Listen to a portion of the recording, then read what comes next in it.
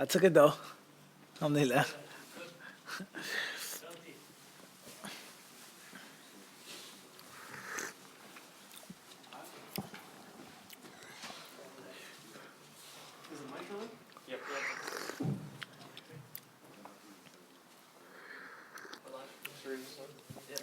طيب بسم الله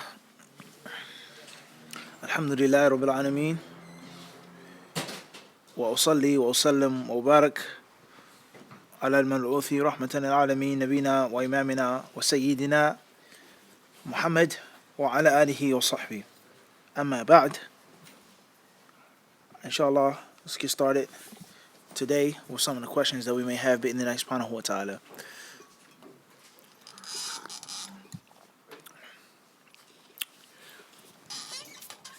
We'll hold this one, لا بأس.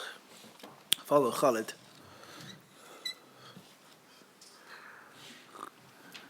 You have the ones from Saturday? The older ones? طيب تفضل.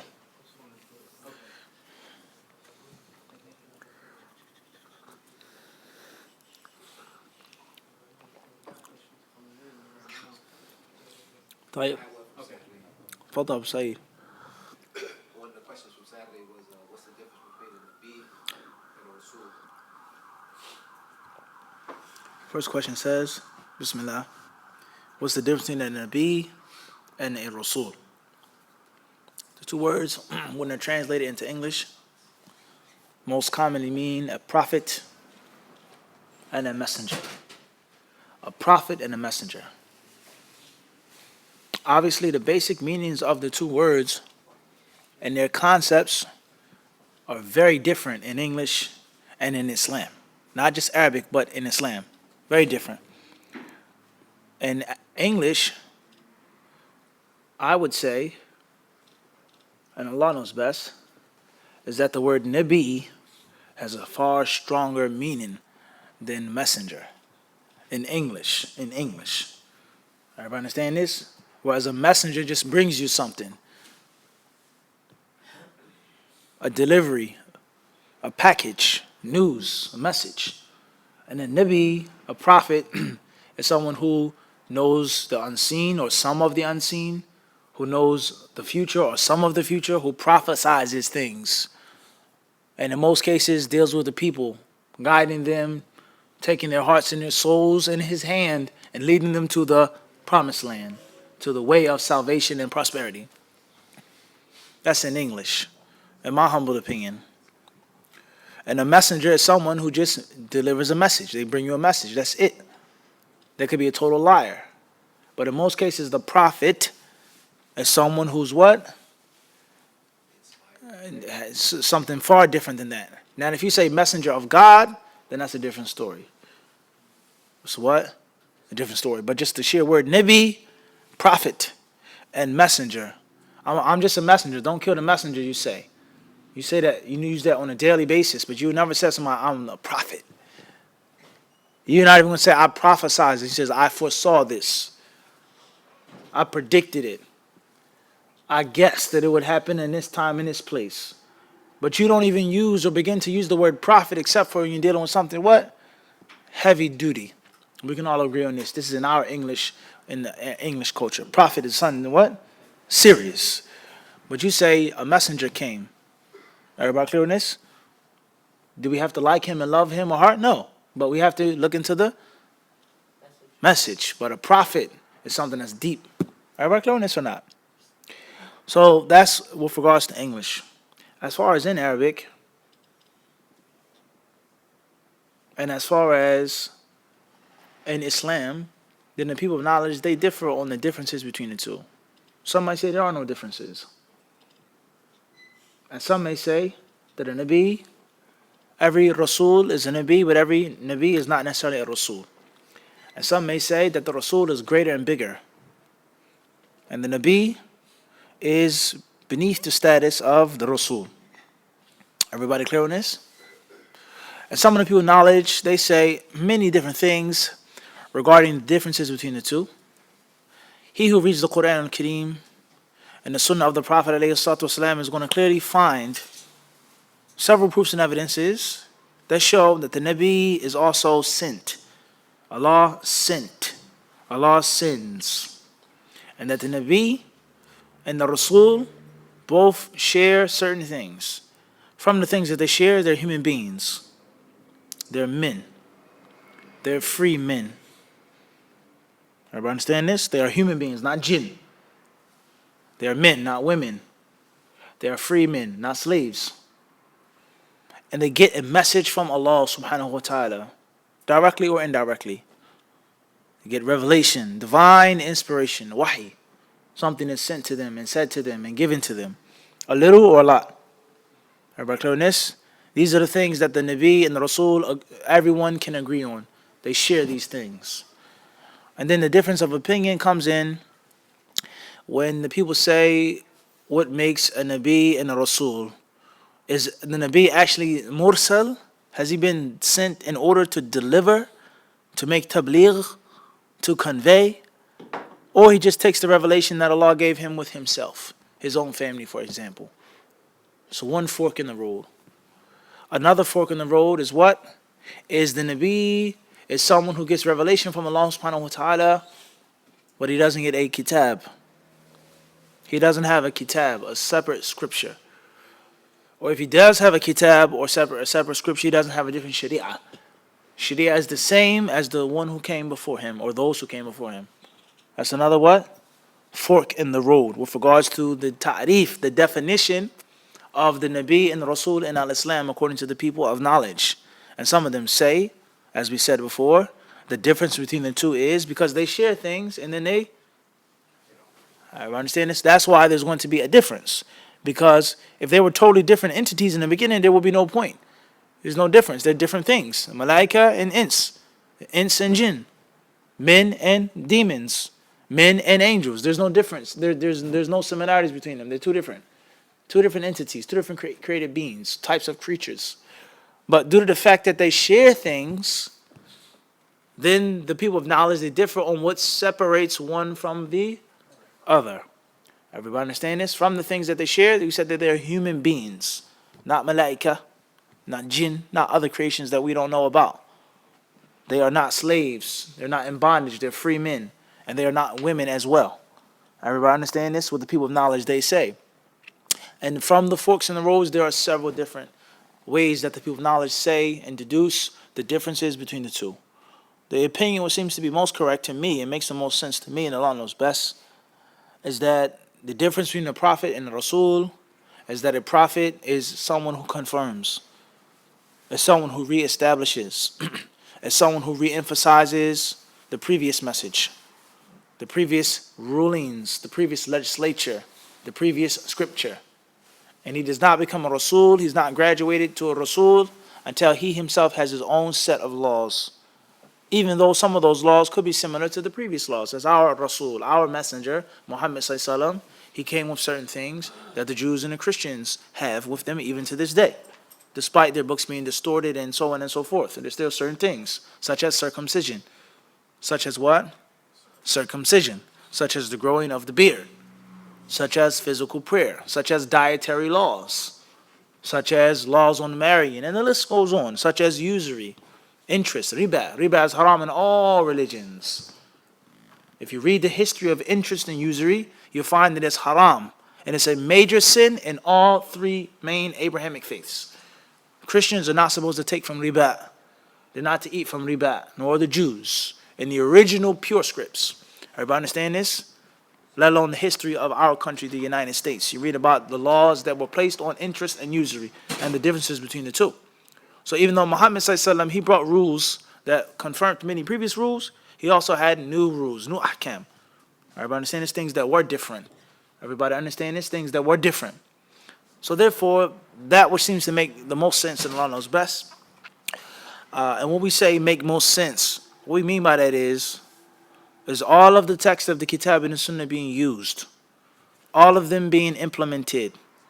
Harmonizing between the two. Al-jam'u bayn al-adilla. Al-jam'u bayn al-adilla. It's to harmonize the proofs and the evidences.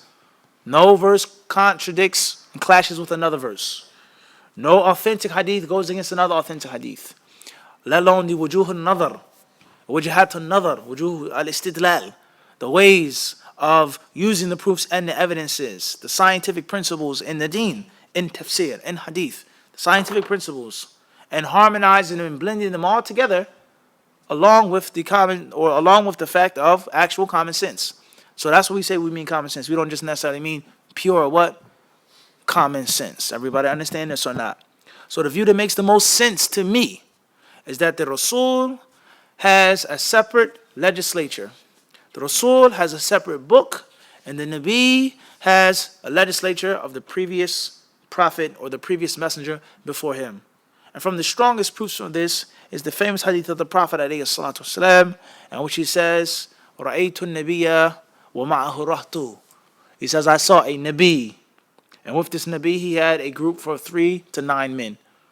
وَرَأَيْتُ النَّبِيَّ وَمَعَهُ رَجُلُ أَوْ رَجُلُ وَرَجُلَانِ. I saw another Nabi and he had one or two men with him. وَرَأَيْتُ النَّبِيَّ وَلَيْسَ مَعَهُ أَحَدٌ. And I saw the Prophet and he had no one followed him. In other words, the only reason why people would follow you is that you actually did what? You conveyed it and told the people about that.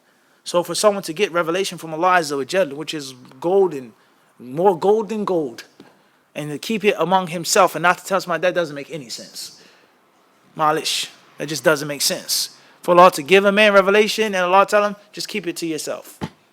Don't tell the people who need guidance around you. And the Rasul comes and he actually gets the message and Allah tells him to what? Make the tabligh. So the correct view in Allahu Alam is that that's the difference between the Nabi and the Rasul. That's in brief.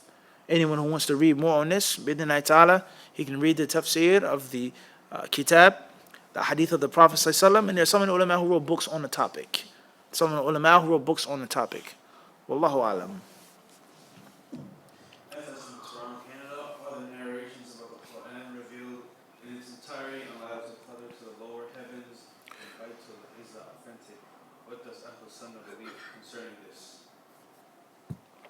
Ahl Sunnah wal Jama'ah believe that the Quran was sent down in different ways, in different steps, and in different times. Everybody understand this? In different steps, in different times, in different places, and also in different what? In different ways. Everybody understand this? The concept of the Quran being sent down, and also the concept of qadr, things being decreed. There's several verses in the Quran al-Kareem, and many people, they confuse the two. They do what? They confuse the two. Inna anzalnahu fi laylatil qadr. We sent it down, laylatul qadr. We sent it down, yufraqu fiha. Allah says, during this night, kullu amrin hakim. Every wise matter is separated and divided. Kullu yawmin huwa fi sha'n. Every day Allah Azza wa Jal has a sha'n, a new affair. Something that's being decreed, something that's being ordained. There is yearly, annual qadr, monthly qadr, daily qadr. The Quran was sent down, story, battle, incident happening. And it was also sent down over a period of 23 years. And it was also sent down in Laylat al-Qadr. It all goes back to the previous question or the previous answer. Is to take all of the dalil and do what? Put it together. Whether those hadith are authentic or not. Those ayats which clearly state that Allah Azza wa Jal mentions وَقُرْآنًا فَرَقْنَا. We sent it down in pieces, intervals. Allah tells us this. And He also tells us, we have sent it down. إِنَّا نَحْنُ نَزَّلْنَا الذِّكْرِ. We have sent down the dhikr. Ayah after ayah. Inzal, tanzil. It's different ayat.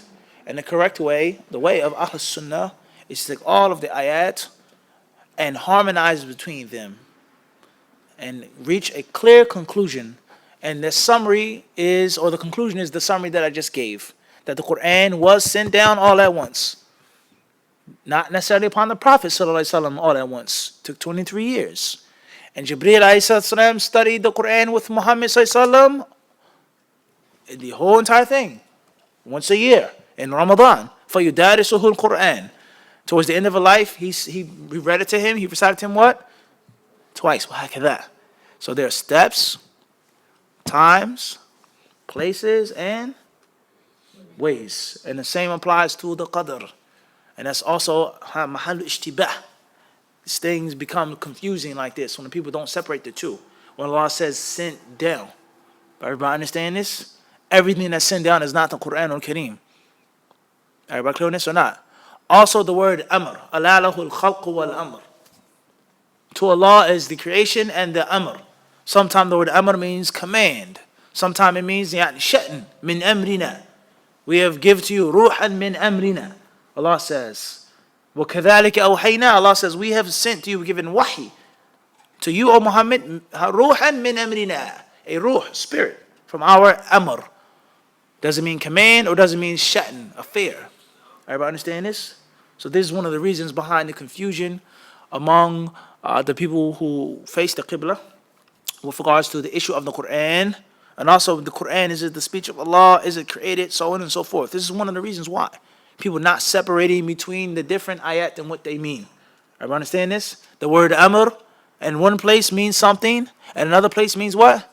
Something else. We sent it down. And one place means to Bayt al-Izzah. And one place it means upon Muhammad's heart. Everybody understand this? Everybody clear on this or not? Wallahu alam. MC from Latin, United States.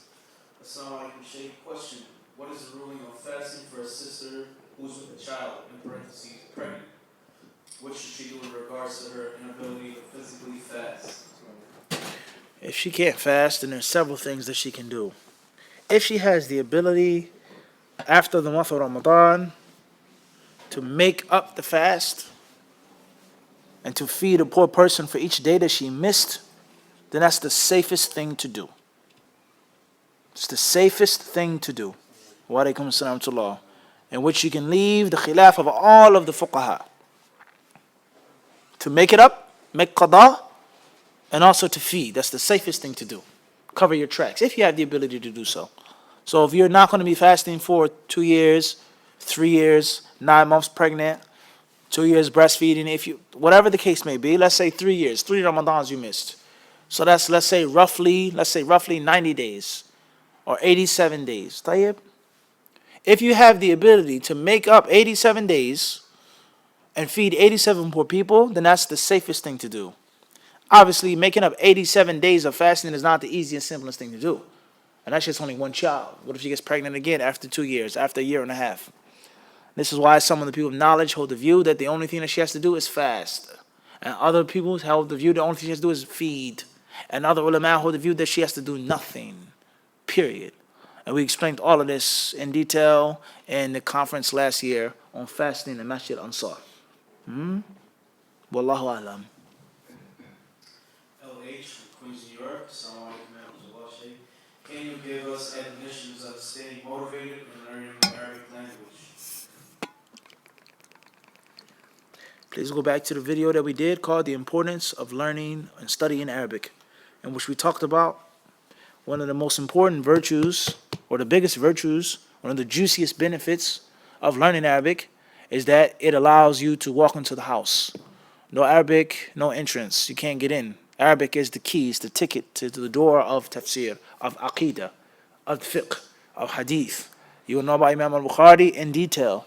Sufyan al-Thawri, Imam Ahmed, the aqidah of the Salaf al-Salih, all of these things you can't get direct access to without what? Without Arabic. So if you like Islam, if you love knowledge, if you love reading about the Imams of the past, I love reading about Imam Abu Hanifa, I love reading about Hanafi fiqh and this and that. If you love these things, that's good. Let all of that love be your inspiration and drive to learning Arabic, because Arabic is the key to getting all of these goodies.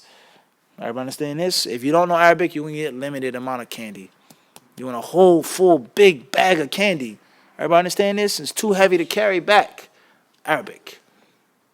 Wallahu alam. FM, United Kingdom. Can a man who doesn't pray still be a wali for his daughters?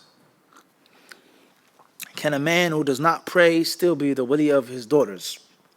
If a man wants to be the wali of his daughters, he should pray. If someone asks the question, then there's one or two scenarios. First scenario is he's asking the question for himself, which I don't think that's this scenario here, but this is important for us to mention this. He himself is asking it. Can I be the wali of my daughters and I don't pray? If you have enough awareness to ask the question, and you have enough awareness to realize that you may not be qualified to be your daughter's Islamic wali, then that should drive you to doing what? Make salah. But The second scenario is this is a brother who wants to marry a girl and the wali doesn't pray according to what he thinks and feels. The daughter says he doesn't pray. I didn't see him pray. Now, in most cases, that's the scenario. And Allahu alam. This is a very common question along with the issue of janazah. Somebody's brought to the masjid. Did he pray? Did he make salah? I'm not praying over him unless he made salah. Wallahi, I'm not going to pray over him unless he made salah. Many brothers in New York City, in America, this is their position. I don't know the UK. I've never been there. Not yet. They say this. Oh, he has to pray. We explained, I think last week or the week before, the importance of the issue of not making salah and those who do not make the salah. We've answered the question before, videos as well. The concept of tarq salah. Tarq salah. And on Mufti Q&A, we shed light upon the danger of declaring people to be disbelievers who do not make the salah. And this, under any circumstance, means نهون من شأن تارك الصلاة. نتهاون بها يعني بهذه المسألة. That it's an easy, simple thing and we take lightly. It doesn't mean that we're trying to scorn the issue, guys. Doesn't mean that. But what it means is to be careful and declaring someone to either be a kafir or to be a fasiq for not making the salah. Which could be the case. As we said, proofs and evidences from the Quran and Sunnah to state those who don't pray they make kufr. And the view and the opinion of many of the great people of knowledge have the view that it's kufr akbar and not kufr asghar. But we said is that if you want to take the view that they are not Muslims, or they're still Muslims but they can't be the wali, they can't be the imam, they can't do this, that's fine. But make sure that you apply it to every situation and not just when it's convenient. And oftentimes when it's convenient is when I want to marry a sister. I'm not saying it's about the questioner, but it's oftentimes. I've seen it 100 times. His nice, young, pretty sister. Assalamu alaikum. I want to marry you. MashaAllah, this is my father. Please speak to my father. My father, he doesn't pray. In other words, let's ask ourselves the real life question.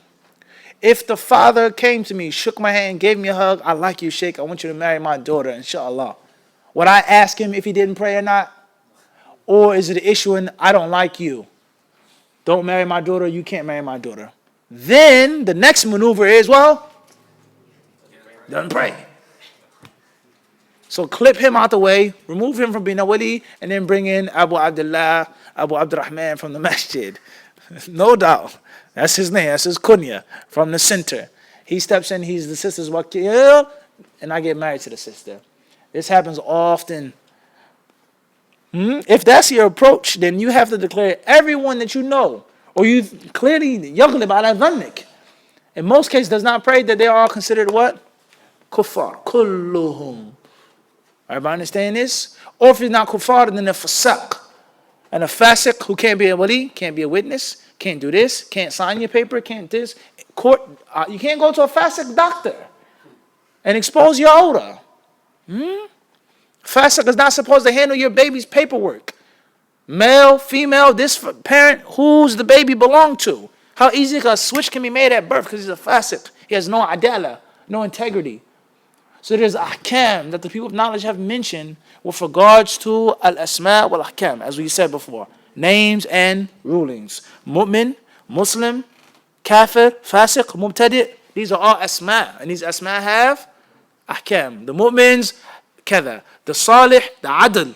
His statement is accepted in court. His testimony, kada. He can be a witness to kada.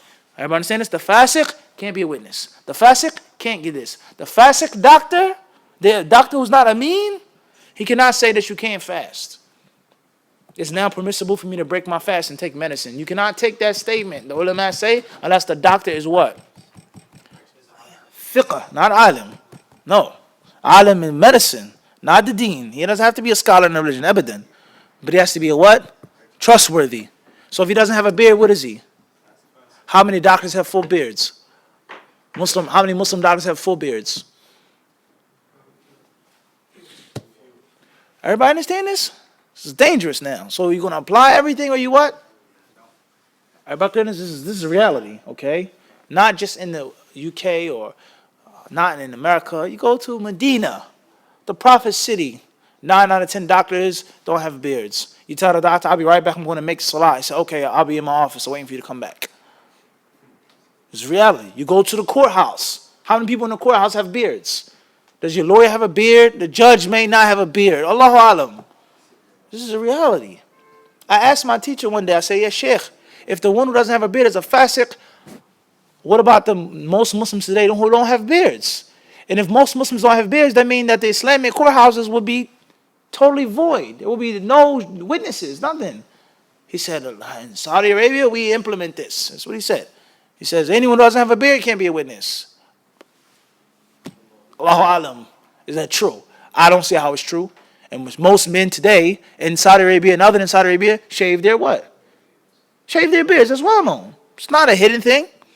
So if you're going to apply it all around the board, alhamdulillah, that's good. If you're not going to apply it only when it's convenient, when you want to, then obviously that is what it is. Everybody clear on this or not? And it's very dangerous. And many young brothers, they fall into this. They fall into the zealous approach of sunnah and deen, but only in what? One tiny piece of the spectrum. Everybody understand this? One small corner of the deen. I can't do this. I can't sit with my family because they're fusaq. I can't do this because he doesn't make salah. I can't go here because he's not Salafi. I can't go in this masjid. But I can study in this university. I can go here. I can listen to this. It's hypocrisy and it's contradiction. I will not speak to someone who isn't Salafi. You go to the Islam University in Medina. The one who's making the interview for you. Ask you in the interview, what's your view on Fulan? Sayyid Qutb. You think he's Salafi? He's asking about Hassan Banna. Mubtadi'? He's an innovator? Everybody understand this is real. You going to speak to him? You going to boycott him? No. You're going to do what? Oh, rahimahullah. Some brothers say, may Allah have mercy on him. Just to get accepted into the school. Outside of the school, he's what? Mubtadi'. That's what, Usama? That's fake piety. It don't work like that, guys. Everybody, it doesn't what? It doesn't work like that. Everybody clear on this or not? Imam Ahmad wouldn't speak to this person from the Qadariyah. He wouldn't eat with this person from this group. Nobody, Imam Ahmad, live under the rule of the kuffar. Nobody take food and money and stipends and housing from the what? From the kuffar. I don't think Imam Ahmad would do that either. There's no doubt about that. Everybody understand this? So we have to either apply it all or don't jump back and forth. Everybody understand this or not? All right? Khairan, inshallah. So therefore, if the father doesn't pray, it's very dangerous. It all depends on what you feel, what the father feels. The ulama, they differ on whether those who do not make salah are kuffar or not. Just like the ulama also differ, can a fasiq be a wali or not? And the correct view is that a fasiq can be a wali. Didn't say kafir, or the issue of the prayer, but the actual fasiq. If he smokes, he drinks, he does this, but he knows what he's doing, he's jealous and he's envious, he has hasad, he has ghayra, he has the natural jealousy for his daughter, and he knows to look for a good man, good companion for his daughter, then he can be the wali. And sometimes a righteous wali may be gullible, he may be naive, or he may allow a brother to marry his daughter, but the brother can't take care of his daughter. He can't feed his daughter. He can't protect his daughter. But he has a good deen. He's religious. He's on the sunnah. That's good. But when she gets pregnant, when she gets sick, when it's cold, when it's hot, how you going to take care of the girl? How you going to provide for her? That's from the sunnah what? As well. Everybody understand this? So therefore, someone who does not pray is an issue of khilaf among the ulama. If you consider the person to be, if the girl, for example, mathalan, the girl, she considers those who don't pray are kuffar, then it's upon her to tell her father, you are not my wali, you do not make salah, you're not my guardian. And once she says that, everything else must apply what? As well. Sitting with him, taking money with him, going with him, being alone with him. Because she considers him to be a what? A murtad, an apostate. Everybody understand this? And not just you can't be my wali, but I still love you and sit with you, and we can go travel and go with. No. Either one or the what? Two, because he's an apostate. An apostate is not like a Jew or a Christian. An apostate is not like a normal mushrik. Apostate has specific rulings. Everybody understand this, guys? So it's very dangerous. Whoever's not making salah, talk to them, advise them, speak to them. Give them the dalil. Show them the danger of not making a salah. And also, you may not be able to be your daughter's wali. Your daughter may get married and you can't even be the guardian because you don't give Allah his rights. Everybody understand this or not? So the ruling is going to differ on the madhab of the person. On the what? On the madhab of the person. If the person says, I don't consider him to be a kafir, and he's still a good guy, then perhaps he can be the wali. I do consider him to be a kafir, then he can't be the wali. Wallahu alam. KU from PA. Question. Wa alaikum salam. It says, give salam to the sheikh. Christian says, Brother Kareem from PA. yes. Christian says that they are saved through Jesus dying for the sins of all. Then they ask Muslims, how is a person saved in the religion of Islam?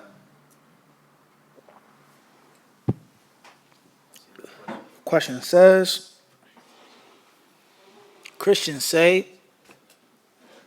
that they are saved through the death of Jesus and his sacrifice. That's the means of salvation for those who believe in him and follow his teachings. Or let's say just believe. How are Muslims saved in al-Islam? It seems here that Brother Kareem, every time he asks a question, it's always about Christianity and comparative religions and dawah and battling and dueling with Christians. As we said before, anyone who is qualified for this, who has the necessary Islamic knowledge, the necessary knowledge of Christianity and of Judaism, Catholicism, the other religions as well, he who has the necessary knowledge of history, psychology, and all of the different things that you need to be a good, strong da'iyah, a good, strong, well-rounded pound for pound what? Da'iyah. Those who have the necessary tools, and they're also naturally gifted. And this is something that they're naturally inclined towards. They're just naturally good at this. I used to be a Christian. I accepted Islam. I studied. I debate with my grandmother. So I know the Bible, so on and so forth. Anyone who's qualified for this and has the natural knack for it and the training for it, then that's an excellent thing. And this is from the greatest types of jihad fi sabilillah, without any question. It's to call people to Islam and also to defend Islam from the attacks that the people throw and hurl against it. Everybody understand this or not? Especially in the YouTube age. In which you have apostates. I used to be a Muslim, fulan.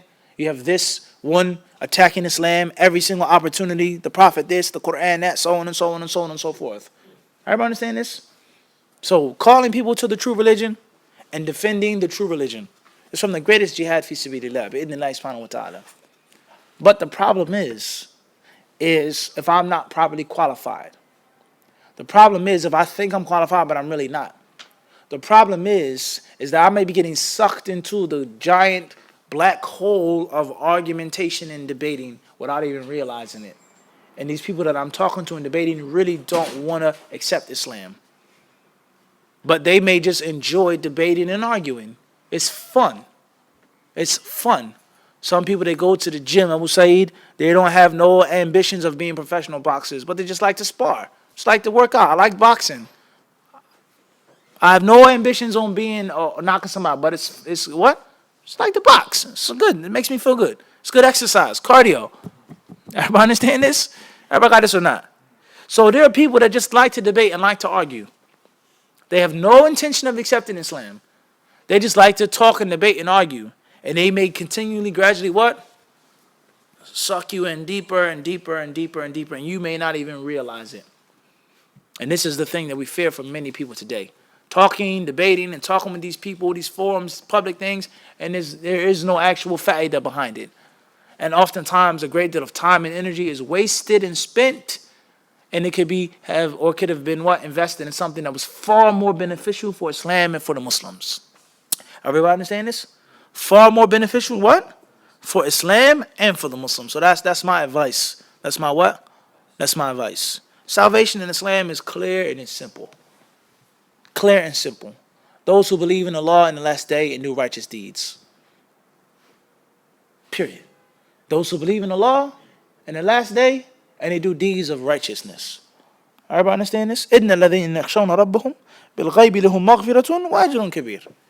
Allah says those who fear their Lord, bil-ghayb, concerning the unseen, when they're not seen.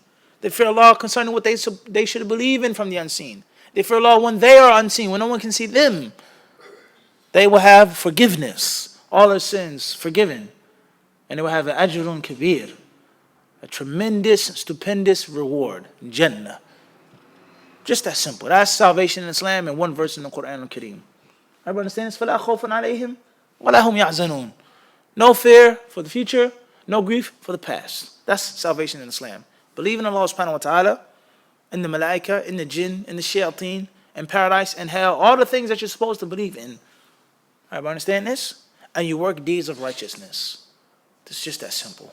Whether you came from the previous people of Musa, people of Isa, those people when there were no messengers, Fatra, or those who came after the time of the Prophet ﷺ, born Muslim, converted, reverted, and the list goes on. Everybody understand this? It's just that's salvation in Islam. Everybody clear on this or not? The ruling or the concept of Jesus Christ dying for men, we don't want to get into that right now, nor was that part of the initial question. Wallahu alam. It's very important when you're talking to Christians that you explain things to them in this utter simplicity. Very important. Because their theology is very, very, very technical and complex, oftentimes. And they get so, they get so immersed in it, they just lose the concept of common sense, as we just said. Simplicity. I have to believe in Jesus. Do I have to do righteousness or not? If me just believing in him is enough, why go to church? Why be a good person? Everybody understand this? Well, there's that redemption. A Christian guy came to this masjid some years back. He came and he ate the food in iftar in Ramadan. Curry, chicken, white rice, salad and dal, and there was roti on the side. Right here in this masjid. You may remember Saleh. He's a white guy. So he said, I want to talk about Islam. I want to talk to the Imam. You remember Suhaib? I'm not making this up, right? Tell the brothers on camera. I'm not making this up, right? Abu Hanif. It was me and Abu Hanif talking to him. Exactly. He went outside in the back. He was eating his food. I was sitting, and he kept talking about redemption, how you must be punished. God has to punish you if you do wrong, if you sin. So obviously the brothers, they started, hitting him. Well, what about salvation? Didn't Jesus die for this? He was lost. And he had some education. He was actually a bit learning about Christianity. Sometimes you can just win by just mentioning a simple, easy answer. Allah says, those who believe in Allah on the last day, no fear upon them, nor will they grieve. Ulaika ashabul Jannah. They will be the people of Jannah. Simple, easy. Doesn't get easier than in Islam. Wallahu alam.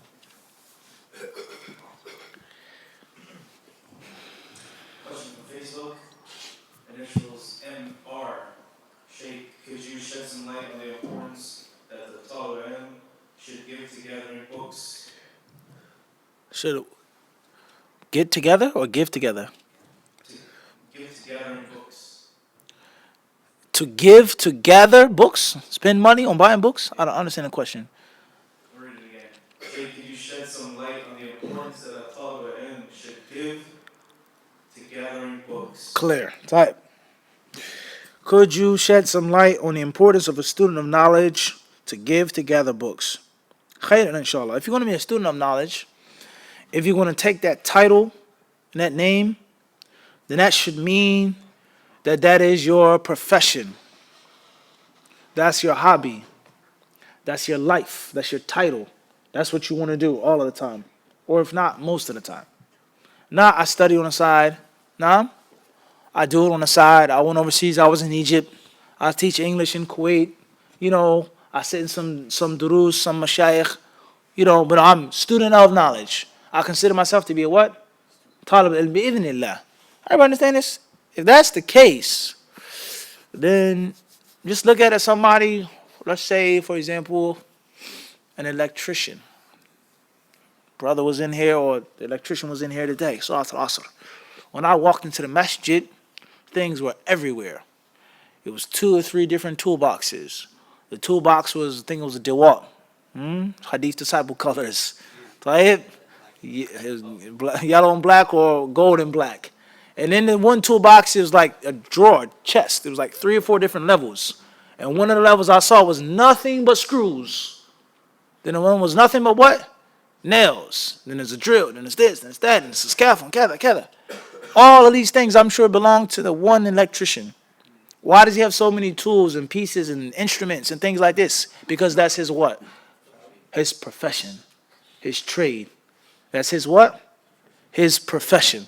That's what he does for a living. Period. So does an electrician need his tools? A barber.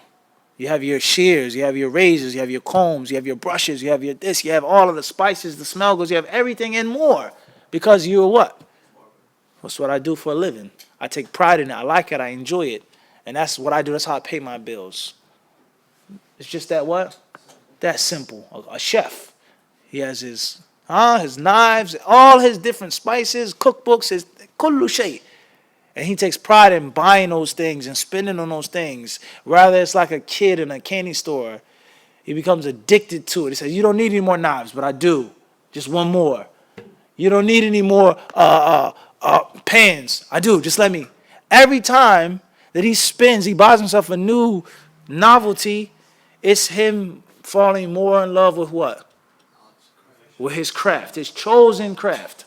And to you, he doesn't need any more knives. But to me, this one specific knife is when I make sushi. And that's a steak knife. This one knife is for specific types of fish. Everybody understand this? Everybody understand this? This is for salmon, and that's for tuna. That's a skilled chef, top notch. Someone that takes a pride in it. This is what I do for a living, and it also makes me happy. I love to cook in the house. We never eat out. Everybody understand this? So just stop and apply it to what? Student of what? Knowledge. My books, my life, my fun, my bread, my butter, my khutbahs, my classes. Kullu shay is based off of my books. So it's only common sense for you to realize this. There's no hadith needed right now. There's no I thought of Imam Ahmed. There's none of that needed right now. There's none of that needed what? Right now. What we read right now is just what? Common sense. Wallahu alam. We've talked about books, talib al-ilm, countless videos on Hadith Disciple, the importance of the library, book reviews, countless times, right, Suhail? Countless videos on books. Faddal, 5 minutes of faida in the library, countless times. Let alone the books the classes that we give. And most of the time the class that we give is reading from a book. It's reading from a book. You don't always have to read from a book. We can do this and do that, but we try to what? The importance of a book. Conferences, we did the PowerPoint. Constant, science, knowledge, ilm, written. Everybody understand this? Fathul Bari, directly from the book. We could just say the hadith means this. The hadith means that. No. Qala al-Hafidh bin Hajar fi Fathul Bari. So every video that you watch on Hadith Disciple and you hear Hafidh bin Hajar, that should tell you, let me get my hands on Fathul Bari. Subul al-Salam, Qala al-San'ani, Sharh Bulugh al-Maram. Let me buy Subul al-Salam. Fawaid from Jami' Tirmidhi. Let me buy Tufat al-Ahwadi. And not quote it, but actually sit down and what? Read from it, like real students of knowledge do. Everybody understand this? The sheikh, he's sitting in his library with his students. And they ask him a question. He can answer the question. He says, get Fathul Bari volume 6. Get Mu'jam al-Buldan. Get Kada. Khud Kada. Khud Kada. And the student goes, he picks it up. Naam ya Sheikh, Qala al-Hafidh al-Dhahabi rahimahullah, da-da-da-da, and he reads it. The Sheikh says, Naam, Then he makes commentary on it. Then the student, he gets the answer, he gets the faida, and he also sees, okay, this is the book that I need in my library now. And it's the print of that book. And this, am I saying this? This talib has to be connected with his what? With his books, period. There's no way around that. Just like a chef is connected with his knives, just like a carpenter is connected with his hammers, his drills, his air, this gun and that gun, his nail gun, the compressor, just like a samurai with his swords. Sword and companion sword. Allahu Akbar. Fadl. MT from Dallas, Texas. Assalamu alaikum, Sheikh. How does a young man practice to achieve hikmah? Question says, how does a young man practice to achieve hikmah? Don't practice at all. Don't practice to achieve hikmah. Let the hikmah fall on you. Inshallah ta'ala. That's my advice. Allah tells us, Allah gives what? Hikmah to whom He wills. And those who are given hikmah, فَقَدْ أُوتِيَ خَيْرًا كَثِيرًا. Allah says, وَمَنْ يُؤْتَ الْحِكْمَةِ, those who are given hikmah, they've been given an abundance of good. And no one but men of understanding truly reflect. Allah tells us in Surah Al-Baqarah. No one but men of understanding can realize the fact that hikmah isn't something that's achieved, isn't something that is obtained, but it's something that is given to you. Now you may say, well, what about age? What about growing older? What about life? What about this? This book, 7 ways, 10 steps, 48 laws, 33 strategies, all this overflowed influx of books today on how to become this wise master. This is a reality. Any bookstore is going to be a section devoted to how to become a what? This wise king on the sofa of your home. Just read the book and you become this what? This wise king, this wise master. Are we making this up, Talib? Any bookstore that you go in, any video, you just go online. How to get wisdom, how to be this, how to make good decisions, how to make keda. It's one of the reasons why the people who don't become wise and don't get it is because they search for it and they look for it instead of realizing that Allah is the one who what? Gives it. And Allah gives the wisdom in 2 ways. The first way is just natural gift. People that are born in a wise way, in a smart way, in an intelligent way, by nature.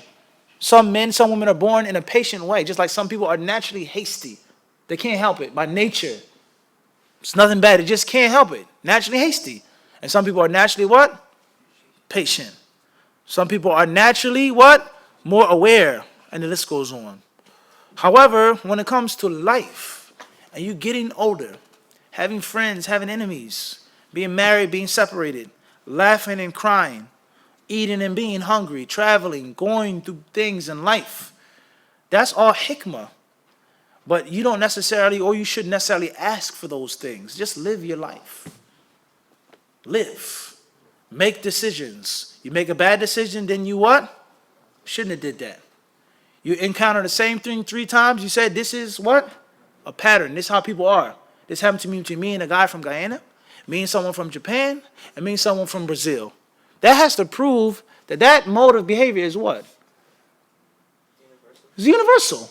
It's not just one race, one sex. A man, a woman, it's all the same. Everybody understand this? So you go through life and you gather and you compile your experiences. The times in which you felt good and times in which you felt bad. All of that in your mind and in your heart has now become what? Wisdom, hikmah. Knowing what to do, knowing what works, what doesn't what? What doesn't work. Now one may say, well, it doesn't mean we don't read books about hikmah. We shouldn't read these different life stories. You told stories, you taught about your life. Of course you should. But you shouldn't do it with the intention of, I want to be wise. I want to learn wisdom. No. Just read it for the faida. Take it for the benefit. Take it for what it is. And bi'idhnillahi ta'ala, don't rush. Don't be hasty. The situation will present itself. And the turmoil will be brought to you. The fight will be brought to you when you break up the fight. You give someone counsel. The choice will be given to you. Follow my temptation, my desires, or save my money. Everybody understand this? And when you make that decision, when you stop that fight, when you help this couple that's fighting, that is now what? Wisdom, and then you have experience. So that's my advice. It's to read, it's to study. First and foremost, the Quran Kareem. The tafsir of the Quran Kareem. Read the story of Sulaiman. The story of Dawood alayhi salam. The story of the prophets and the messengers, what they went through, the wisdom that Allah tells us about. But don't read it with the intention, I want to be this great king. Everybody understand this? I want to be this great wise master. Just soak it up, soak it in, that's it. And the situation, bid'nillahi ta'ala, you'll pass by in your life. And then when it happens, make sure that you're ready to do what? Practice what you've learned. And make sure that you share what you've learned. Don't rush for wisdom. Because wisdom is a virtue. Rather, it's the greatest virtue. It's greater than strength. It's greater than beauty. It's greater than power and influence. The greatest thing is wisdom. Any book that you read about this king and about that king, the king is always not the wisest. The wealthy person is always, he isn't the what? The wisest. Everybody understand this? But the advisor to the king, the one who, the old man, the wizard, the witch. You read these different fables. Those are the people who had the actual what? Wisdom, and they were more powerful than the people that were in front of the people, on the cover. Everybody understand this or not? So therefore, with all of this being said, Ikhwan, with all of these things being said, what is, you make sure that you're ready to implement what you've learned when the time comes. Everybody understand this? That's all you need to focus on, is that when the time comes, I'm going to do what? I'm going to implement the wisdom that I've learned. But for you to seek wisdom, because it's a great virtue, whether we said the greatest virtue, it's no different than you want to show off. It's no different than I want to get muscles. I want to go to the gym. I want to come ripped and cut. For what reason? To wear loose clothes? People that have muscles, do they wear loose clothes, Abu Saeed? How many people wear loose clothes when they have muscles? How many, Saleh? A woman, a girl that works out, or not even work out, she just has a nice body by nature. Now I'm talking about somebody that's righteous and pious. Most of the people today, what does she dress like? Tightest clothes possible. And no, the girl that's not as pretty, that doesn't have a nice body, in most cases she dresses a bit more. Everybody understand this? So I want to work out just to show off. You start having ego, start sticking out your chest, you start looking for fights because you have muscles. This is a reality of people today. So I want to learn wisdom. I want to be wise. I want to get wisdom to do what? To flex it. And that's something that you have to be what, Osama? You have to be careful. Because now you're seeking something to show off and to be seen by men. And that's extremely dangerous. So therefore, let the wisdom be given to you. What Allah originally gave you, read the stories, read the books, watch the videos, take it in, and just take it in for your own faidah. When the situation comes, then you flex your muscle for the help of people and for the benefit of yourself. Not for to say, oh, mashallah, he's wise. He's a wise brother. That's no different than saying he has what? Big muscles. You want to be seen. Don't show off. Wallahu alam. BJ from Blackburn, UK. Assalamu alaikum wa rahmatullahi. Is it forbidden for a woman to take her husband's surname after marriage? The concept of names, changing your name when you get married, changing your name when you revert to Islam, is something that most people are confused about today. Just because you change your name does not mean that you have disassociated yourself from your father. It doesn't mean that you reject your father, as the hadith states. Those who disassociate themselves from their fathers, illa kafara, hadith says. They have made kufr. Everybody understand this? That it's haram and it's a major sin to tell your father, I'm not your son, you're not my father. And to reject your lineage. But just because you have a last name, especially in the Western modern societies that we live in, does not necessarily represent what? Lineage. Everybody clear on this or not? Everybody understand this or not? So we have to be very careful in this, guys. When you revert to Islam, do you have to keep your kafir last name? Abu Abdurrahman Ahmed ibn Sulaiman ibn Robert Jenkins. So many brothers they put down when they write a book or 10 Arabic names and then keep the last name. Is that correct? Is that a sunnah to do that? Does it mean if I say my name is now Ahmed Hussein, no longer son of Robert, that I've rejected my father and I've rejected my lineage? Does that mean that? Everybody understand this? This is a very common misconception that we spoke about in the class on Lu'lu' Marjan and Kitab al-Iman. It's on the Hadith Disciple channel. Remember, Khalid, we talked about it in detail. And the same also applies, or the same thing could also apply to getting married and a woman taking her husband's last name, especially if she gets married through the state, in which oftentimes it's a necessity. Oftentimes it may be mandatory. Oftentimes it may be a huge amount of benefits that come to the wife because she's married through the state. And she has to do what now? Change her name. Dentist, doctors, insurance, the husband dies, and the list goes on of problems that may come. Let alone passports, children, custody, and the list goes on. So we have to realize these things, Ikhwan. We're not living in an Islamic state. We do not live in a place in which the Sharia is the rules and the law. It doesn't mean that we can do whatever we want to do at the same time either. It doesn't mean that. But there are certain things which, if they're not concrete Islamically, listen carefully to these words. If the ruling is not concrete Islamically, and it's a social norm, and it's a social benefit, and it's a social necessity, then there lies no doubt the qawa'id of the deen. The rules of the religion, taqtadi, they would require what? That we do what? We go in the direction of those what? Of those, no, not just convenience, sometimes necessities. Everybody clear on that? As for something which is clearly concrete in the deen, that's a different story. No, la kalam fi hada. There's no speech. There's nothing to say about that. It says haram. Clearly proven by the kitab and the sunnah. Not to do this. Not to eat this. Not to dress like that. But if it is not Islamically concrete, and there's a hardship, and it's a difficulty, or let's say at worst, it's a major benefit that we can obtain, and it's not clearly proven to be haram in Islam, then it does not make sense, and it's not from fiqh to say that you can't do it. It's haram, you have to keep this name, you have to, no. That's not proper. Everybody understand this or not? Wallahu alam. Wallahu alam. Jazakumullahu khairan. Sallallahu sallam wa barak ala abdihi rasulihi nabina Muhammad.